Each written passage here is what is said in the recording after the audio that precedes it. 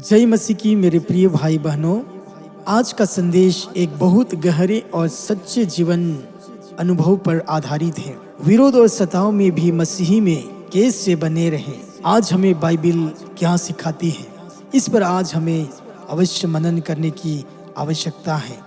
आज हम जगह जगहों में हम देख रहे हैं, कई पास्टर को सताया जा रहा है, कई विश्वासी भाई बहनों को सताया जा रहा है। लेकिन आज हमें बाइबल आधारित वचनों को सीखना समझना बहुत आवश्यक है। प्रभु का वचन हमें कहता है, पहला थिस्सलुनी 5 अध्याय में हम पढ़ते हैं, वहां पर लिखा है कि निरंतर प्रार्थना करते रहो। और हमें निरंतर प्रार्थना करना है, क्योंकि हमारा विरोधी शैतान वह गरजने वाले सिंह के समान है। वो किसको फाड़ खाए वह ताक में है, इसलिए हमें निरंतर प्रार्थना करना है।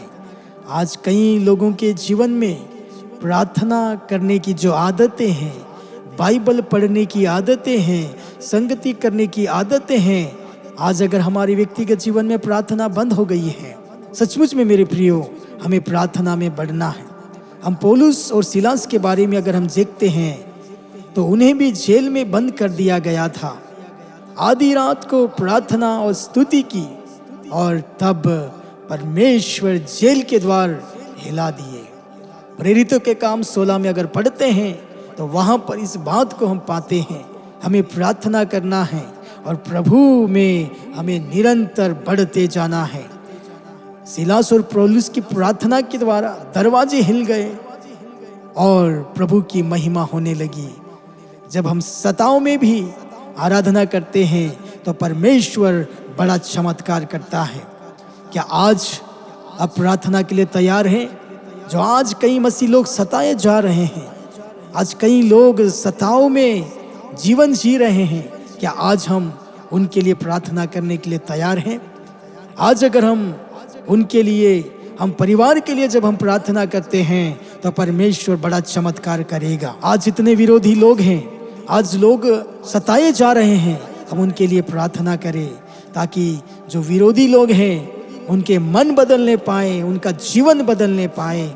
इसके लिए हमें प्रार्थना बहुत जरूरी है। अगर हम वचन की गहराई से अगर हम अध्ययन करते हैं तो परमेश्वर का वचन हमें मार्ग बताता है।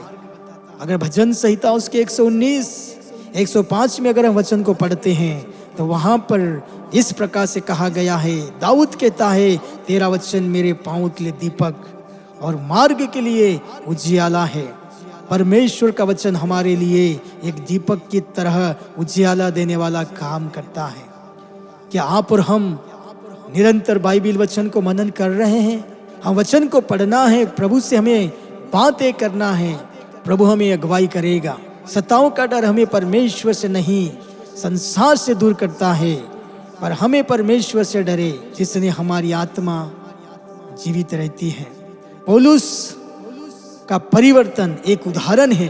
वो शाऊल जो पहले मसीहों को सताता था, उसे यीशु ने बदल दिया।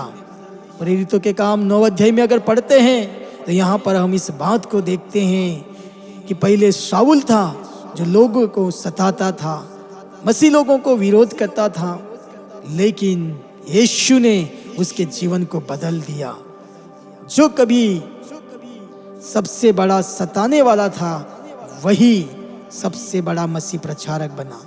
आज मेरे प्रियो, जितने लोग आज मसीह लोगों को सता रहे हैं, आने वाले दिनों में यही लोग स्टेज पे आके खड़े होकर प्रचार करने वाले बने कि हम लोग मसीह लोगों को सताते थे, लेकिन परमेश्वर ने हमारे जीवन को बदल दिया। पौलुस का जीवन परमेश्वर ने बदल दिया, यीशु ने उसके जीवन को बदला और वो बाइबिल के अनुसार जब हम देखते हैं तो सबसे बड़ा मसीही प्रचारक बना। इसलिए विरोधियों से घृणा नहीं करना है, हमें प्रेम करना है, उनके लिए प्रार्थना करना है ताकि परमेश्वर उनके जीवन को बदल दे।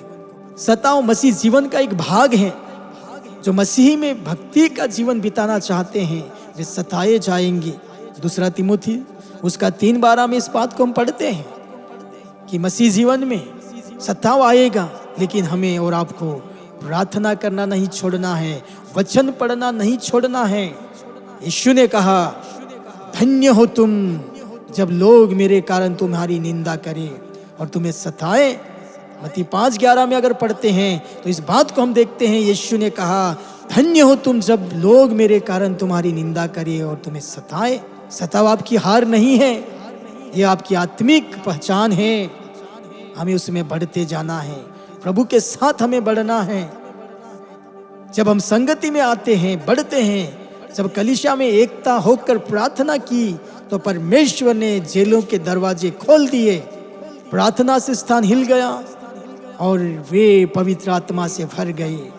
प्रेरितों के काम 4:31 में अगर पढ़ते हैं तो वे प्रार्थना कर रहे थे और पवित्र आत्मा से भर गए और वहाँ का जगह हिल गया।